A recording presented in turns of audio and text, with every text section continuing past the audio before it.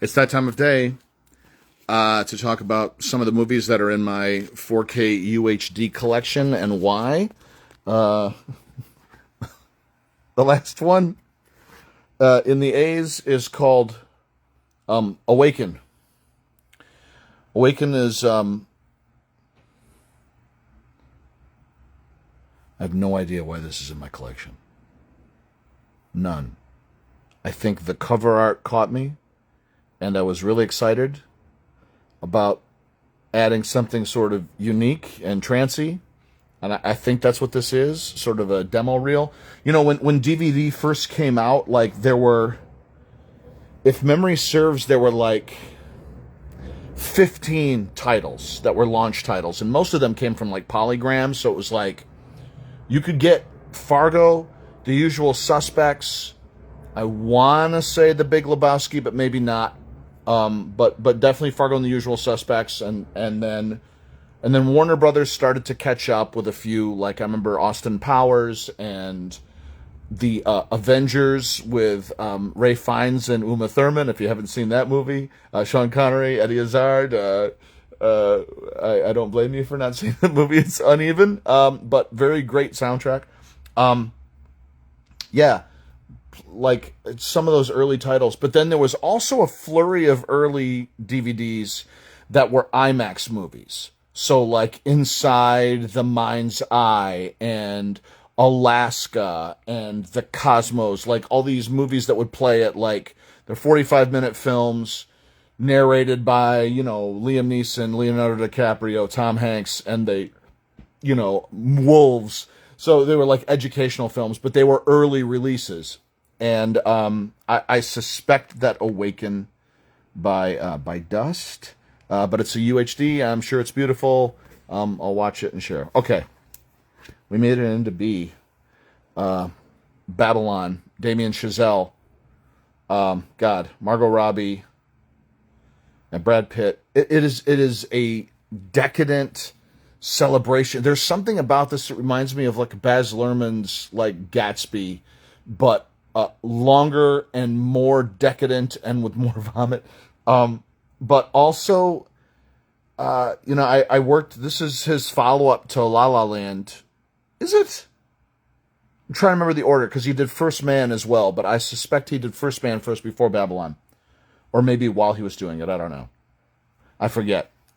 But this movie, what I really love and appreciate about this film, and I think why it's important now, is that this movie is about how the industry, our film industry, transitioned from, you know, from silent pictures to talkies, and the devastation that accompanied that, the innovation that accompanied that.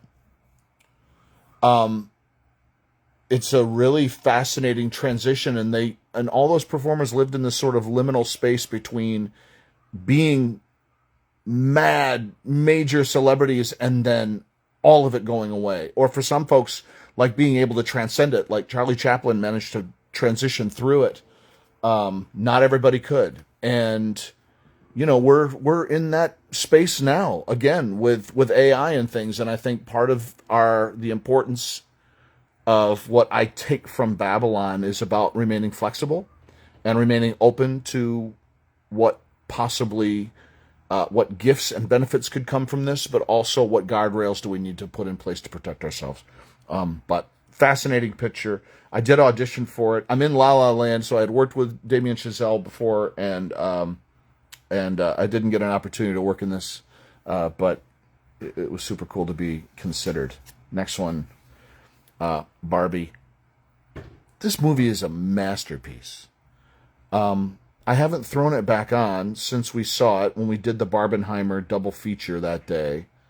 But what Greta Gerwig and Margot Robbie accomplished with this film is in many ways unprecedented. It is a level of satire and genius to it, and it's hiding in plain sight. It's just, it's pop bubblegum, but like so earnest. I've heard so many people talk about, you know, how hilarious Ryan Gosling is and Kate McKinnon and everybody in it. But I just kept I keep drifting back to what Margot Robbie was able to do with his performance. When you're playing a center character like Barbie, like what kind of... It's like with 12 Monkeys. Like what Brad Pitt does in the fireworks display of his character mirrors what Ryan Gosling does as Ken in Barbie.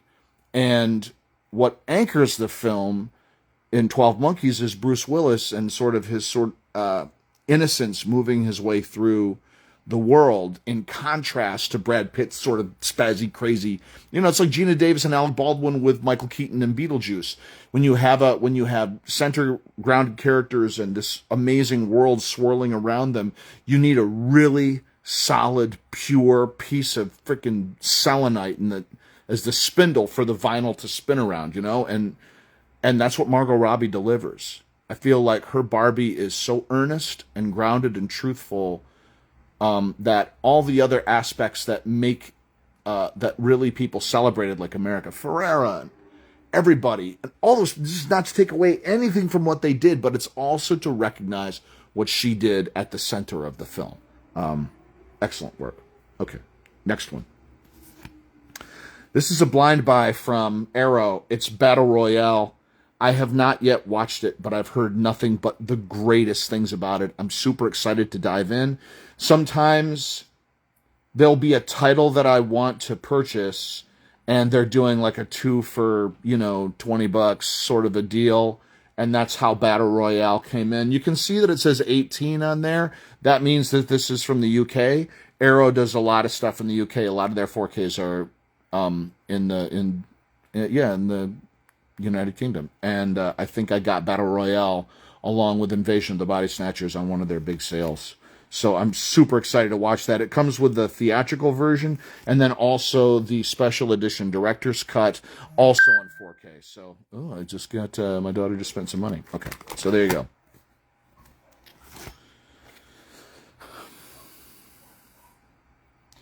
To be able to enjoy Beauty and the Beast in 4K, this honestly is the movie that reignited our pursuit of physical media. And it had to be maybe 6 years ago. Sherry and the kid were like, what would be great to watch is Beauty and the Beast. Let's watch Beauty and the Beast. Now, mind you, I had the Laserdisc, the VHS, the DVD, and the Blu-ray of this film at one point or another, including the work print.